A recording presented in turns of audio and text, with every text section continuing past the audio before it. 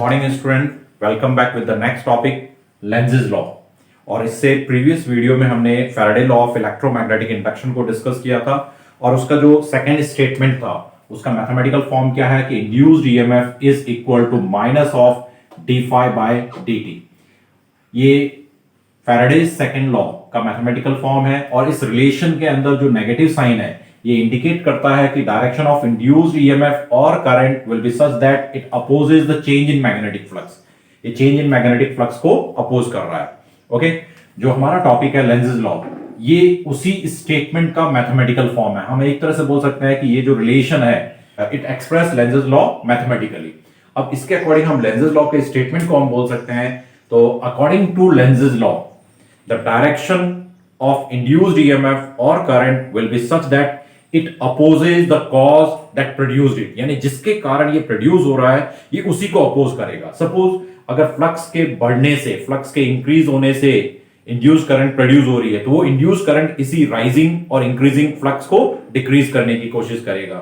और अगर फ्लक्स के डिक्रीज होने के कारण इंड्यूस करंट प्रोड्यूस हो रही है तो that induce current try to increase the decreasing flux. Okay, यानी जिसके कारण ये प्रोड्यूस हो रहा है ये उसको अपोज करे। इसको हम डायग्रामेटिकली हम समझने की कोशिश करते हैं। मान लेते हैं ये एक कॉइल है which is connected to a galvanometer and ये एक मैग्नेट है with its north pole towards the coil. Now in such case, if we move the magnet towards the coil, we know that induced current will be produced in the coil and the galvanometer shows deflection. अब यहां पर आप ध्यान दें कि direction of induced current according to Lenz's law, direction of induced current will be such that it opposes the cause that produced it. अब ये इस मैग्नेट के मोशन को किस तरह से अपोज कर सकता है? We know that when current flows through any coil it behaves as a magnetic dipole, means it behaves as a magnet having north and south pole। अब ये इस मैग्नेट के मोशन को अपोज कैसे कर सकता है? ये कब पॉसिबल है? when this end of the coil behaves as north pole and this end of the coil behaves as south pole because of the induced current। क्योंकि इस induced current के कारण ये भी एक मैग्नेटिक डाइपोल की तरह एक्ट करेगा और it will also produce magnetic field and उस मैग्नेटिक डाइपोल की जो पोलैरिटीज होगी, नॉर्थ पोल इस साइड में होगा, साउथ पोल इसके अपोजिट साइड में होगा।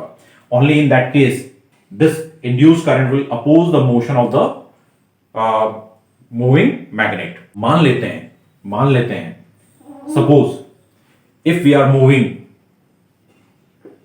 The magnet away from the coil, in such case अगर हम इस मैग्नेट को कॉइल से दूर ले जाएं, अब ऐसे केस में क्या हो रहा है कि मैग्नेट दूर जा रहा है। अब मैग्नेट के मोशन को ये कॉइल किस तरह से अपोज कर सकता है?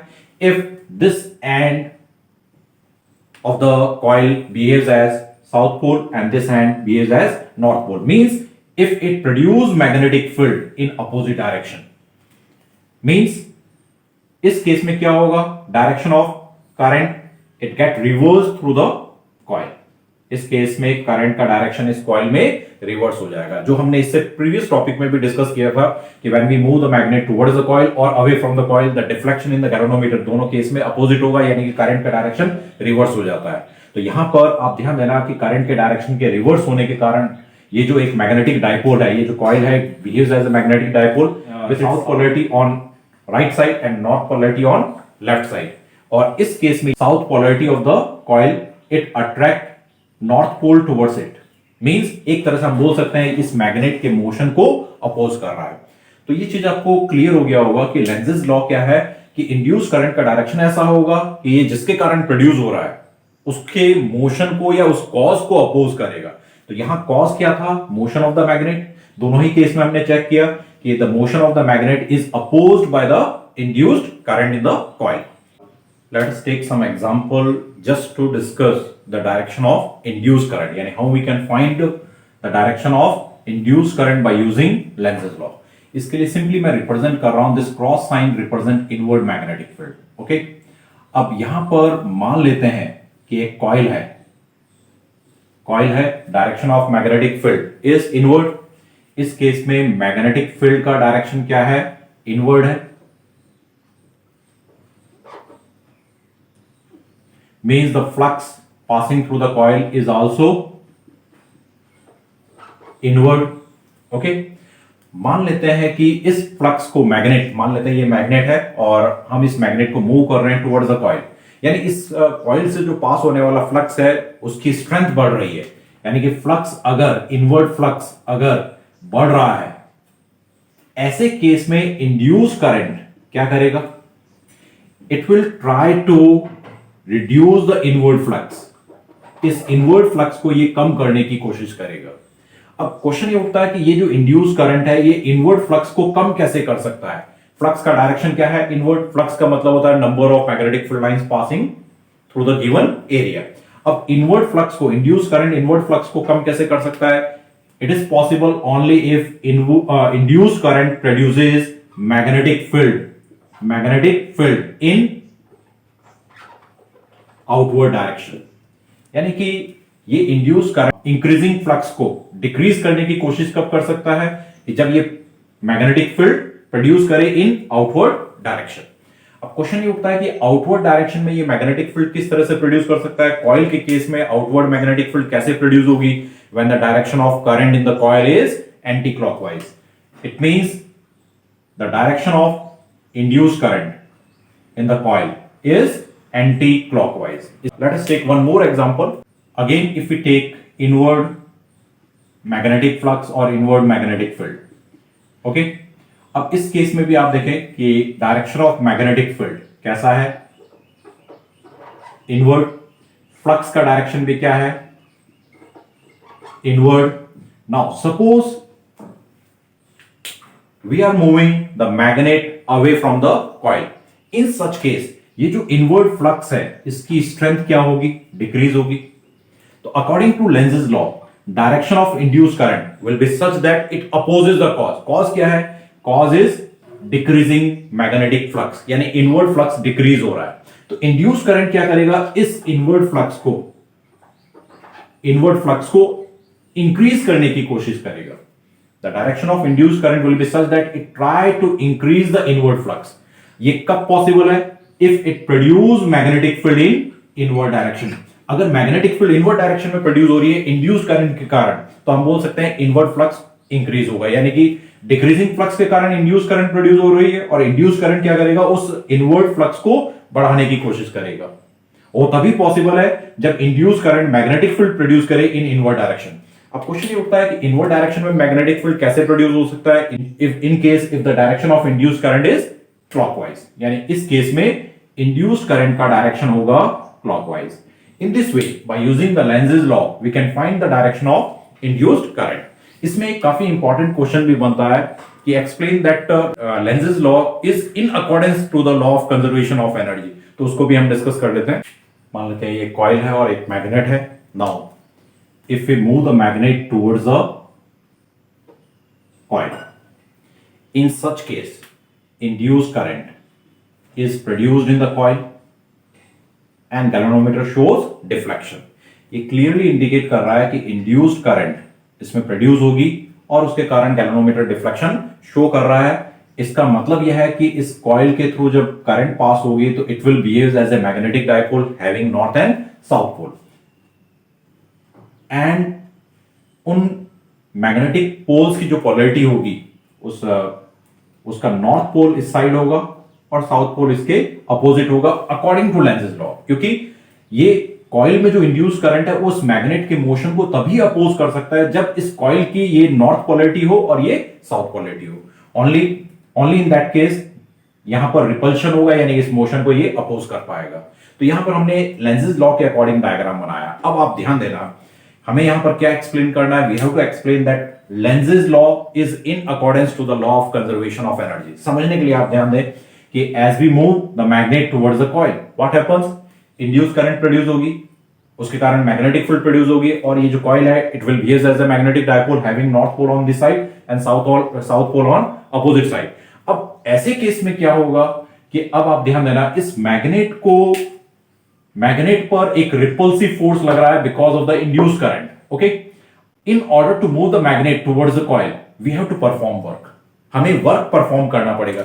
ये मैग्नेट अपने आप तो जाएगा नहीं क्योंकि रिपल्शन हो रहा है, तो इस मैग्नेट को आगे शिफ्ट करने के लिए we have to perform work against the magnetic repulsive force, and same work converts into electrical energy and that appears in the form of induced current. तो यहां यानी कि ये इंड्यूस करंट अपने आप प्रोड्यूस नहीं हो रही है, इस मैग्नेट को मूव करने के लिए जो हम वर्क कर रहे हैं, सेम वर्क वो हमें इलेक्ट्रिकल एनर्जी के फॉर्म में इस कॉइल में नजर आ रहा है। तो हम बोल सकते हैं कि लेंजेस लॉ जो है it is in accordance to the law of conservation of energy. मान लेते हैं कि इंड्यूस करंट का डायरेक्शन इस तरह का है कि इसमें इस साइड में साउथ पोलैरिटी डेवलप हो रही है और इस साइड में नॉर्थ पोलैरिटी डेवलप हो रही है। ओके, अब आप ध्यान देना, इस केस में मैग्नेट को हम मूव कर रहे थे टुवर्ड्स द कॉइल। अब उस इंड्यूस करंट के कारण मान लेते हैं इस कॉइल की ये साउथ पोलैरिटी है। ऐसे केस में क्या होगा, ये जो north pole of the magnet है it will be attracted towards the coil, और यानी कि वो मैग्नेट अपने आप मूव करेगा टुवर्ड्स द कॉइल। अब यहां पर आप ध्यान देना कि मैग्नेट भी अपने आप मूव कर रहा है और करंट भी इंड्यूस हो रही है, which is practically not possible, जो कि law of conservation of energy के अकॉर्डिंग नहीं है। तो लेंजेस लॉ के अकॉर्डिंग ये स्टेटमेंट वैसे ही गलत है, ये नॉर्थ साउथ पोलैरिटी आएगा नहीं, ये मोशन को सपोर्ट कर रहा है। इन सच केस मोशन भी अपने आप होगा, इंड्यूस करंट भी अपने आप प्रोड्यूस होगी, यानी energy is created, which is not possible. लेकिन अगर ये नॉर्थ पोलैरिटी होती, in such case in order to move the magnet towards the coil we have to perform work, and same work converts into electrical energy and that appears in the form of induced current. hope that कि ये topic आपको समझ में आ रहा होगा कि कैसे जो लेंजेस लॉ है it is in accordance to the law of conservation of energy. Now let us take some example just to predict the direction of induced current in case of changing magnetic field or magnetic flux. For example अगर हम एक simple सा example ले रहे हैं, ये एक straight wire है and direction of current is from P to Q। Current का डायरेक्शन है फ्रॉम P टू Q। एक coil is placed above it, एक कॉइल जो है वो इसके ऊपर की तरफ प्लेस की हुई है। अब ये जो करंट है, इन case of study current, in case of constant current, the magnetic field passing through the coil वो भी कांस्टेंट होगा। सबसे पहले तो ये देखते हैं कि मैग्नेटिक फील्ड का डायरेक्शन क्या होगा। तो अब आप ध्यान देना, इन case of a straight conductor direction of magnetic field is given by right hand thumb rule, और इस पॉइंट पर यानी कि इस वायर के ऊपर फिंगर की जो कर्लिंग है वो बाहर की तरफ है, यानी इस पॉइंट पर मैग्नेटिक फील्ड का डायरेक्शन है outward. It means the flux जो इससे पास हो रहा है उसका डायरेक्शन भी क्या है, आउटवर्ड। तो हम बोल सकते हैं इस कॉइल से कैसा फ्लक्स पास हो रहा है, आउटवर्ड। लेकिन करंट कैसी है, इफ करंट इज कांस्टेंट, अगर करंट कांस्टेंट है तो ये आउटवर्ड फ्लक्स भी कांस्टेंट होगा। अगर फ्लक्स कांस्टेंट है means there is no change in flux through the coil, तो इंड्यूस करंट कितनी होगी, जीरो होगी। ये चीज क्लियर। अब क्वेश्चन ये उठता है कि मान लेते हैं कि ये जो करंट है which is flowing from P to Q and, अगर इस करंट की स्ट्रेंथ को हम डिक्रीज करें, इस करंट की स्ट्रेंथ को डिक्रीज करने से क्या होगा,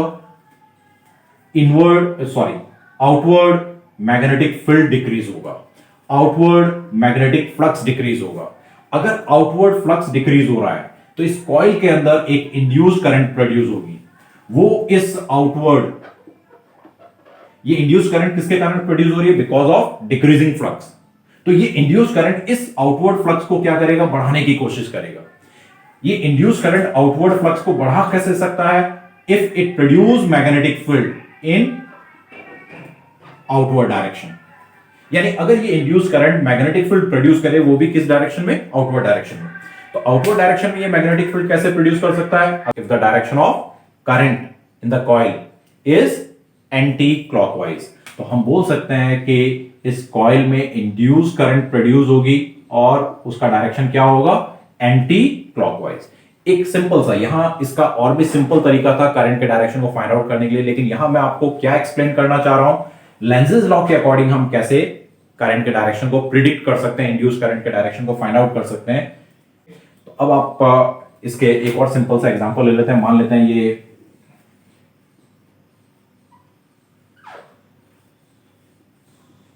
एक स्ट्रेट कंडक्टर है and direction of current through the conductor is from Q to P। अब इस केस में मान लेते हैं कि हम करंट को इंक्रीज कर रहे हैं और उस केस में इस कॉइल में इंड्यूस करंट का डायरेक्शन हमें फाइंड आउट करना है। अब आप ध्यान देना, सबसे इंपॉर्टेंट पॉइंट क्या है, स्ट्रेट कंडक्टर है। इन case of straight conductor direction of magnetic field is given by right hand thumb rule. इस केस में ये करंट का डायरेक्शन के अकॉर्डिंग थंब तो नहीं है ना, मुझे इसको चेंज करना पड़ेगा। अगर मैं इस तरह से प्लेस करता हूं तो ऊपर की तरफ above the wire the curling of finger is inward, यानी इस पॉइंट पर मैग्नेटिक फील्ड का डायरेक्शन कैसा है, इनवर्ड। तो ये क्लियरली इंडिकेट कर रहा है फ्लक्स भी कैसा है, इनवर्ड। ओके, अब करंट को हम क्या कर रहे हैं, वी आर इंक्रीजिंग करंट, तो ये इनवर्ड फ्लक्स भी क्या होगा, इंक्रीज होगा। इनवर्ड फ्लक्स इंक्रीज हो रहा है, यानी कि इस कॉइल के थ्रू फ्लक्स चेंज हो रहा है। अगर कॉइल के थ्रू फ्लक्स चेंज हो रहा है तो इंड्यूस करंट प्रोड्यूस होगी। अब क्वेश्चन ये उठता है कि वो जो इंड्यूस करंट है, लेंजेस लॉ क्या कहता है, वो इंड्यूस करंट इस बढ़ते हुए फ्लक्स को कम करेगा, यानी कि ये इंड्यूस करंट फ्लक्स प्रोड्यूस करेगा, लेकिन किधर प्रोड्यूस करेगा, इन आउटवर्ड डायरेक्शन, या ये इस इनवर्ड फ्लक्स को डिक्रीज करेगा। अब ऐसे भी हम लिख सकते हैं, दोनों तरीके से हम समझ सकते हैं, ये इस इनवर्ड फ्लक्स को डिक्रीज करेगा। ये डिक्रीज कब कर सकता है, if it produce magnetic field in outward direction, यानी अगर ये मैग्नेटिक फील्ड प्रोड्यूस करे आउटवर्ड डायरेक्शन में। आउटवर्ड डायरेक्शन में मैग्नेटिक फील्ड कैसे प्रोड्यूस कर सकता है, if the direction of induce current in the coil is anti clockwise, यानी इस केस में जो हमारा फिगर है उस फिगर के अकॉर्डिंग, कॉन्सेप्ट के अकॉर्डिंग इंड्यूस करंट का डायरेक्शन यहां पर भी क्या होगा, एंटी क्लॉकवाइज। तो इसको डायरेक्ट रटने के बजाय हमें इसको कॉन्सेप्ट वाइज समझना है। ये तो हो गया इन केस ऑफ कॉइल, हम किस तरह से डायरेक्शन को प्रिडिक्ट कर सकते हैं। Even in case of a straight conductor we can find the direction of induced current. मान लेते हैं कि PQ एक स्ट्रेट कंडक्टर है and we are shifting that straight conductor in uniform magnetic field, and here direction of uniform magnetic field का direction कैसा है, inward। okay, in case of a straight conductor we can find the direction of induced current by using Fleming right hand rule। Fleming left hand rule already हमने discuss किया हुआ है कि Fleming left hand rule is used to find the direction of force on charge, moving charge, और force on a current carrying conductor. और induce current के direction को find out करने के लिए हम कौन सा रूल यूज करते हैं, Fleming right hand rule. Fleming right hand rule के अंदर भी आप ध्यान देना कि index finger indicate the direction of magnetic field, and ये जो मिडिल फिंगर है ये इंड्यूस करंट के डायरेक्शन को रिप्रेजेंट करेगा, थंब मोशन के डायरेक्शन को रिप्रेजेंट करेगा। लेकिन यहां पर इन दोनों के बारे में हमें पहले बताना है कि if this finger points in the direction of magnetic field and thumb points in the direction of motion of the conductor, then this finger indicate the direction of induced current। okay, तो अब यहां पर magnetic field कैसा है, inward, motion किधर है, towards right, तो this finger, middle finger is pointing in upward direction, it means the direction of induced current through the conductor is upward. तो इस तरह से हम फ्लेमिंग राइट हैंड रूल को यूज करते हुए भी हम इंड्यूस करंट के डायरेक्शन को फाइंड आउट कर सकते हैं। एक और चीज आप देखें, एक डायग्राम और हम ड्रॉ कर लेते हैं। डॉट्स किसको रिप्रेजेंट कर रहा है,